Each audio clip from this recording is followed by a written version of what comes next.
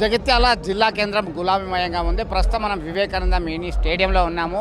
దీనికి సంబంధించి అయితే ప్రజా ఆశీర్వాద సభ పేరుతోని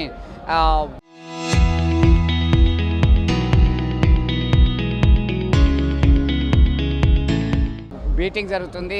జీవన్ రెడ్డి పార్టీలో జాయిన్ అవుతున్నారు. గులాబీ బాస్ కేసీఆర్ సమక్షంలో ఆయన పార్టీ కండువా కప్పుకొని ఉన్నారు. దీనికి సంబంధించి అయితే పెద్ద ఎత్తున జగిత్యాల పుర వీధులన్నీ కూడా గులాబీమయంగా మారిపోయాయి. దీనికి సంబంధించి ప్రస్తుతం అయితే చూస్తున్నాం మనమంతా కూడా ఇది mini SKNR Shri Kasuganti Narayanarao junior కళాశాల మైదానము, డిగ్రీ కళాశాల మైదానంగా చెప్పుకోవచ్చు. ఇదంతా కూడా ఏర్పాటు పూర్తయినటువంటి పరిస్థితి. మొత్తం మీద ఒక హైప్ క్రియేట్ అయింది రాజకీయంగా. ఒక సంచలనాలకి కేంద్ర బిందుగా మరి కరీంనగర్ జిల్లాను చూస్తాము. కరీంనగర్ జిల్లాకు సంబంధించినటువంటి పోటాపోటీగా గతంలో తెలంగాణ ఉద్యమం కీలకంగా ఉన్నటువంటి నేపథ్యంలో సైతం ఇక్కడ నుంచే రాజకీయాలకి కేంద్ర బిందుగా ఉందని చెప్పుకోవచ్చు. ప్రస్తుతం అయితే ఒక హైప్ పీక్ స్టేజ్కి చేరిందనుకోవచ్చు. ఉమ్మడి కరీంనగర్ జిల్లా రాజకీయాలను ఒక్కసారి పరిశీలిస్తే నేడు ఇదే రోజు మాజీ ముఖ్యమంత్రి కేసీఆర్ జగిత్యాల జిల్లా కేంద్రంలో సభకి వచ్చి పాల్గొన్నారు. అలాగే రాష్ట్ర ముఖ్యమంత్రి రేవంత్ రెడ్డి సైతం కాళేశ్వరం లిఫ్ట్ ఇరిగేషన్ ప్రాజెక్టులో భాగంగా సుందిల్లా మేడిగడ్డ అన్నారం సుందిల్లా ప్రాజెక్టులకు సంబంధించి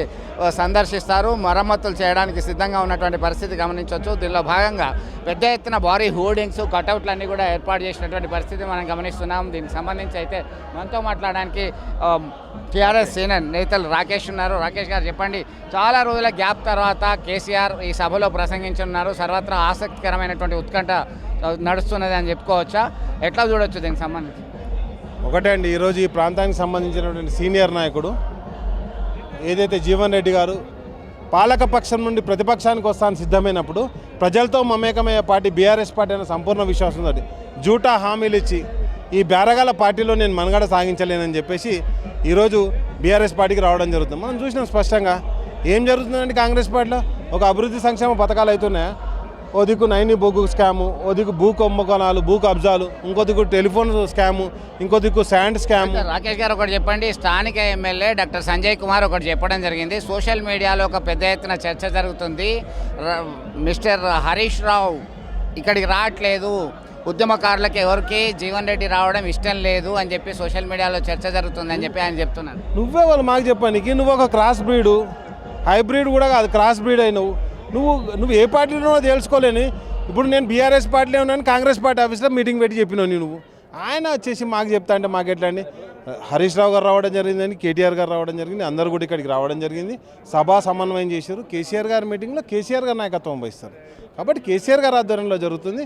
ఆల్రెడీ మీకు తెలుసు 2 days బ్యాక్ హరీష్ రావు కేటీఆర్ గారు ఇద్దరు కలిసి రావడం జరిగింది. అంతకుముందు కేటీఆర్ గారు రావడం జరిగింది జీవన్ రెడ్డి గారిని ఆహ్వానించడానికి. కాబట్టి మా పార్టీలో మా పార్టీ విధానం ఎలా ఉండాలని చెప్పేసి కాంగ్రెస్ పార్టీలో ఉన్న వాళ్ళు మాకు చెప్పడం కుదరదు కదా. ఒక హైప్ అనేది ఇప్పటికే వచ్చేసిందని భావించవచ్చా? ఎలా ఉండబోతుంది దిశానిర్దేశం ఈ బీఆర్ఎస్ శ్రేణులకి, గులాబీ సైనికులకి ఉండబోతుందా? ఒక నూతన ఉత్సాహంతో ముందుకెళ్లే అవకాశం ఉందా? ఈ సభ గులాబీ శ్రేణుల గురించో బీఆర్ఎస్ పార్టీ వాళ్ళ గురించో కాదు, ఇది తెలంగాణ ప్రజల గురించి. ఈరోజు కరీంనగర్లో కావచ్చు, జగిత్యాలో డ్రింకింగ్ వాటర్ ప్రాబ్లం ఏర్పడుతుందండి. ఎల్లంపల్లిలో నీళ్ళు అయిపోయినాయి, ఎల్ఎండి డ్యాంలో నీళ్ళు అయిపోతున్నాయి. రేపు తాగడానికి నీళ్ళు లేవు. మరి ఎట్లా వస్తాయి చెప్పాలి? ఎందుకంటే కాళేశ్వరం ఉంటే అక్కడి నుంచి వాటర్ డ్రా చేసుకుంటున్నాం. కాబట్టి నేనేమంటానంటే ఈరోజు జరుగుతున్న సమావేశం కేసీఆర్ గారు తెలంగాణ ప్రజలను ఉద్దేశించి చెప్పడం జరుగుతుంది. తెలంగాణ ప్రజానికి ఏం మెసేజ్ అందించాలని ఈ సభ ద్వారా అందించడం జరుగుతుంది.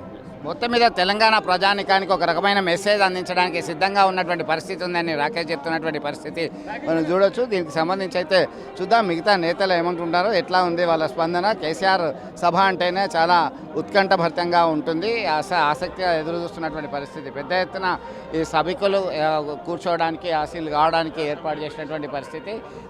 ఒకవైపు జిల్లా పరిషత్ మాజీ చైర్పర్సన్, అలాగే జిల్లా అధ్యక్షులు అలా విద్యాసాగర్ రావు, ఇతర నేతలు శ్రేణులు అందరితో కలిసి సమన్వయం చేసుకుంటున్నటువంటి పరిస్థితి మనం గమనించవచ్చు. ఇదే అంశానికి సంబంధించి అయితే ఒక ప్రత్యేకమైనటువంటి వేదికగా ఈ పార్టీకి సంబంధించినటువంటి సమావేశాన్ని మనం చూసేటువంటి అవకాశాలు ఉన్నాయి. ఎట్లా ఖచ్చితంగా సభను సక్సెస్ చేసి తీరుతాం.